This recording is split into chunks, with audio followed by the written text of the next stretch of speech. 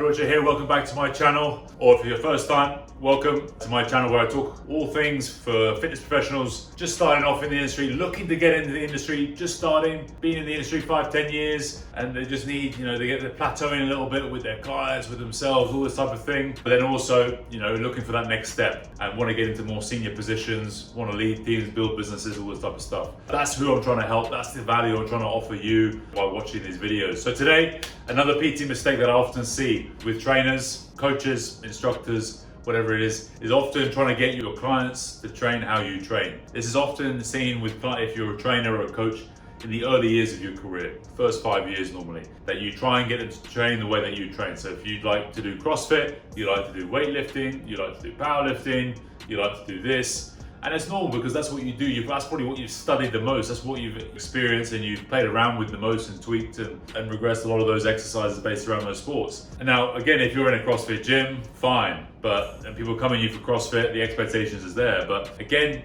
it's looking at the big picture, especially if you're just working with general people. If you're in a specialized niche sort of gym or studio or this type of thing, then sure, people come with the expectations to train that style or that way. Even though CrossFit is a sport, powerlifting is a sport, bodybuilding is a sport, these are all sports, they're competitions, where you have to demonstrate your leanest body, get into the best shape you can for that one day. You have to peak in your performance for a day or a couple of days, for a competition. Weightlifting the same, running the same, all these type of things. So again, it's first of all, what is the expectation being met? Is the expectation being met? If you're a CrossFit gym and you go to deliver CrossFit sessions, fine.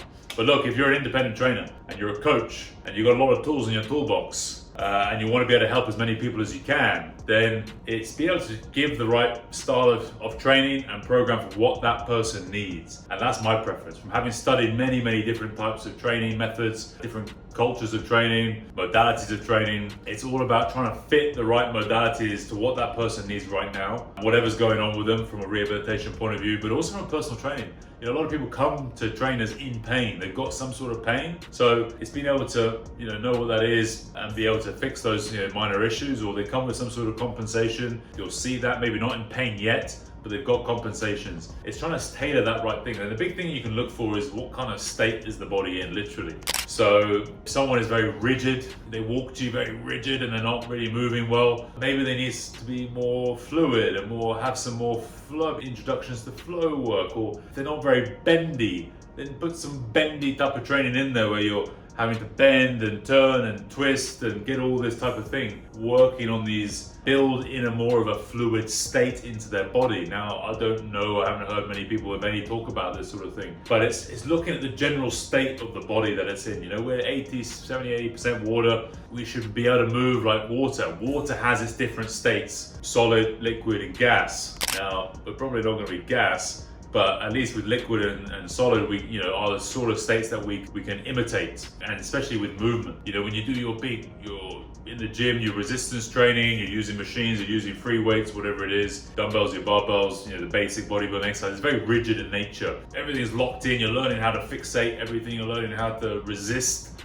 all these movements. But then the body also needs the other state, how to create these movements, how to express those movements, how to lengthen, how to shorten, how to move through the 3 dimensions, how to stabilize, how to be able to get through all these different ranges, how to roll, how to bend. But most people don't train that. And that's why groundwork is great. So guys who do a lot of jiu-jitsu, judo, yoga, gymnastics, capoeira, for instance, whatever it is, stuff based on the ground, yoga, they often have that more supple state to them because they're having to work their joints through different ranges of motion. So often when I see a guy, there's a lot of standing based activities, running, football, rugby's a bit on the floor as well, but runners especially, they don't spend enough time. I get them on the ground straight away. Get down on the ground. Not only is that they're very grounded in its nature, but also just to be able to work the body and in a different environment compared to what it's always training in, which is standing up. When you're running, especially long distance running, you're always training in the same state. Gravity's always going down on you, the muscles are working in the same strength curves, the same environment. So I get them on the ground, mobilizing. So it's looking at these different things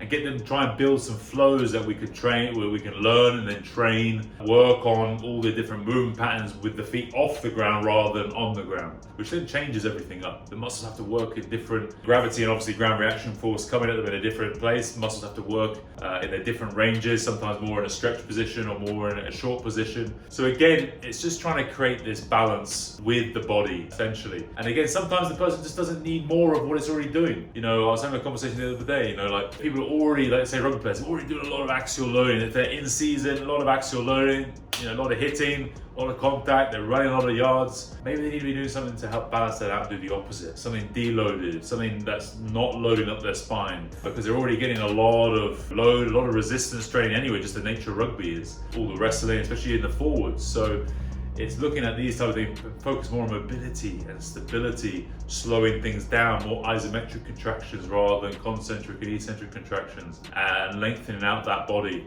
more and more, and focus on these things rather than just mimicking the same environment they're currently in, even in season. And then when it's off season, when they're doing less running, less loading, less contact, then in the gym we're going to push hard, do more heavy loading, all this type of stuff, so we keep that equilibrium all year round and we're not losing things. Whether it's hypertrophy, exactly, you know, in season doing a little bit more hypertrophy work, trying to get a bit of a pump, longer time under tensions, because in season it's normally less time under tension, for instance, in certain positions. So again, going back to the thing is just looking at, don't fall into the trap of just training people how you train. A lot of new trainers get into this because that's what they know, that's how they train, that's how they like to train, so they think that client will want to train that way. Now maybe if the client approaches you and they say, look, this is the way I want to train, or they come to a certain gym and that, you know, that's fine. But if you're in a gym or an environment where people get referred to you, or you get sent clients, or this type of thing, you have to go around them. It's their session, it's their hour, it's their money, that, you know, the time that they're paying for to be with you.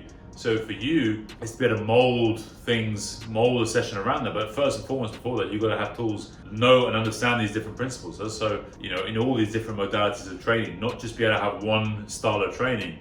But then over the years, you start adding on these, you know, start learning, attending workshops or mentorships or courses where you're learning different and adding different tools to your toolbox. So you understand yoga, you understand maybe Pilates, maybe you understand boxing training, maybe you're understanding plyometrics and rotational training and, you know, sport-specific training and speed, agility, quickness work. So you start adding all these different things into it, so then you can help more people, you can solve more problems.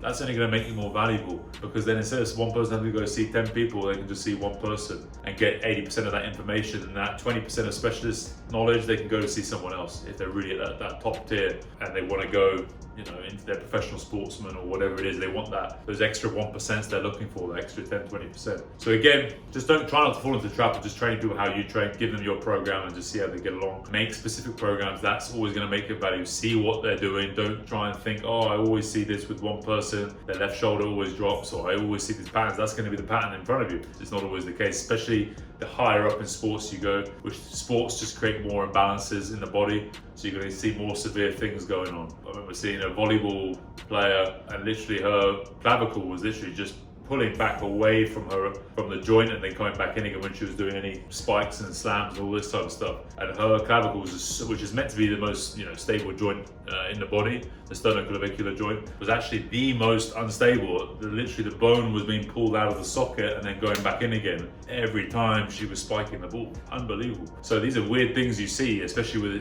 when people do extreme activities or sports or whatever it is. So look, hope that was useful. Kind of long-winded version, but look, keep your eyes on what's in front of you. See what the person is presenting in front of you. It's going to be probably more extreme. The more extreme the things they do in their activities that they're performing day to day or outside of their job or as part of their job, and find and go and learn more tools. Go get more tools in the toolbox. Go and study this postnatal, prenatal. Go study yoga. Go study these different styles of training, wushu or kung fu or judo or jiu-jitsu, so you understand where these movements come from. The body only moves in a couple of ways, but then it's in all the different patterns. So then it's figuring out how you can utilize these different modalities for the person in front of you, and it also makes your training more interesting, fun, long-lasting. It's going to help with your retention as well. Keep people, as you can change things up every now and then, and be able to broaden your scope of reach and be able to help more people. So look, hope that was useful. Please like, subscribe, and put that notification button on, that bell on, so you know when I'm releasing videos. I'm releasing videos at least 2-3 times a week at the moment. So I hope you can find some value in that, and we'll speak to you soon.